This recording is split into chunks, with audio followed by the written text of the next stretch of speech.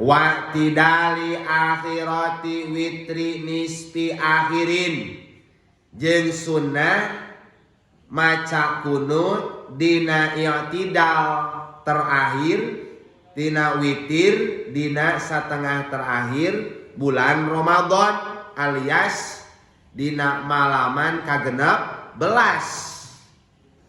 Nisfil akhir teh malaman kagenep belas.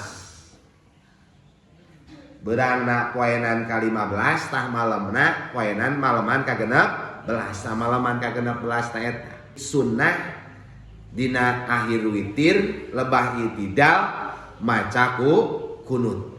Wa yukrahu fi nisfil awali makruh maca kunut dina satengah pertama dina bulan Ramadan. Maca kunut dina rakaat witir terakhir dan dina satengah pertama bulan Ramadan eta hukumna makruh.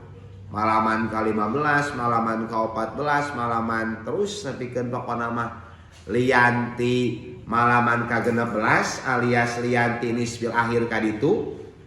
Lianti malaman 16 kaditu eta mah hukumna makruh. Kabakiati sana sapertos sakakarina taun dina lianti Ramadan ogenan yaitu witir terakhir dina i'tidalna maca kunut eta mah makruh. Maca kunut anu sunnah dina witir teh hanya dina nisfi akhir min Ramadan, setengah terakhir bulan Ramadan alias malaman kagenep belas. Leuwih tiba karena ngikuti sunnah alias ngikuti perjalanan Rasulullah sallallahu alaihi wasallam.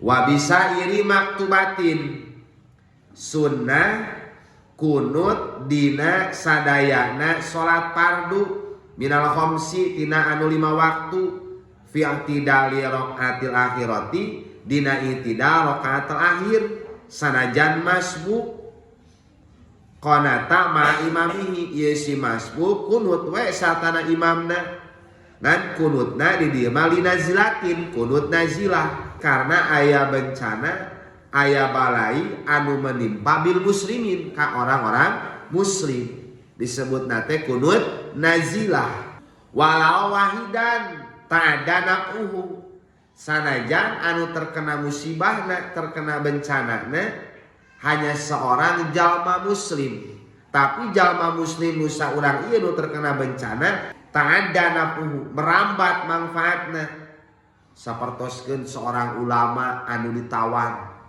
Ketika aya seorang ulama anu mana ulama eta walatra manfaatna malah geus karasa manfaatna terkena fitnah sehingga ditawan di penjara sunnah didinya kunut nazilah awi sujai atawa sapertos jalma anu gagah anu ngabela agama terkena bencana manehanana perorangan batur mah henteu gagah jalma nu gagah eta sok ngabela Islam aya pekeh terkena bencana manehanana morekeun tabrakan. Nah, sunnah eta jang muslimin ngalaksanakeun kunut nazilah. Ceuk dina sarah walau li ghoriman nazalat bihi.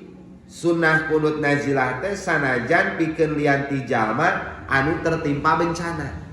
Modelkeun banjir di Aceh, di Sumatera, banjir bandang kan bencana di Aceh muslimin eta kan.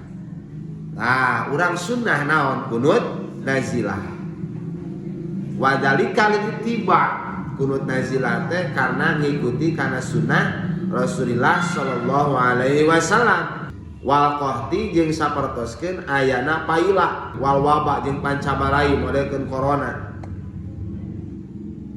Sunnah didinya ngalaksanakeun kunut nazilah